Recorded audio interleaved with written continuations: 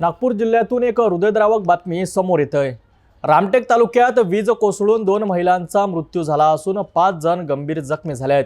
शेतात काम करत असताना ही दुर्दैवी घटना घडली। अधिक माहिती पाहूया सविस्तर रिपोर्टमध्ये।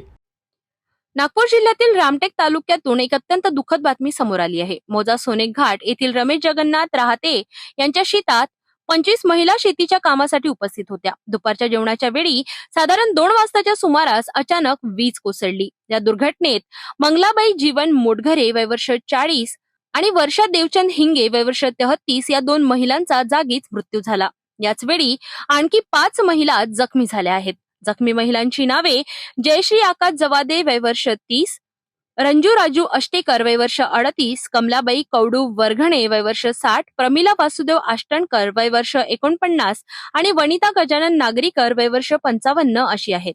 या सर्व जखमी महिलांवर रामटेक येथील उपजिल्हा रुग्णालयात उपचार सुरू आहेत। ही घटना इतकी भीषण होती की अनेकांनी तात्काळ मदतीसाठी धाव घेतली।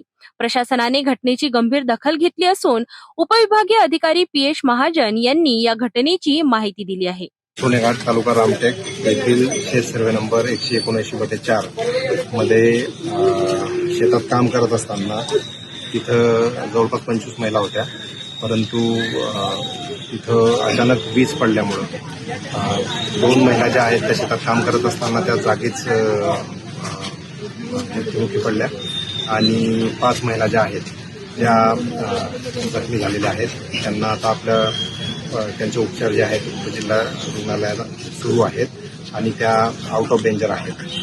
तर या संदर्भात जर 2 महिला आहेत त्यांचा पीएम लवकरच होईल आणि त्याच अनुषंगाने जी शासनाची जी मदत आहे ती पीएम झाल्या उद्यापर्यंत त्यांचे जे आहेत त्यांना त्यांच्या वारसांना लगेच शासनाची जी मदत आहे ती आम्ही उद्यापर्यंत पोहोचू। तर पाहिलं तर आपण रामटेक येथील या दुर्दैवी घटनेने संपूर्ण परिसरात हळहळ व्यक्त होत आहे। शेतात काम करणाऱ्या महिलांवर काळाने घात घातल्याने परिसरात शोककळा पसरली आहे। जखमी महिलांना लवकरच आराम मिळो आणि मृतांच्या आत्म्यास शांती लाभो हीच प्रार्थना।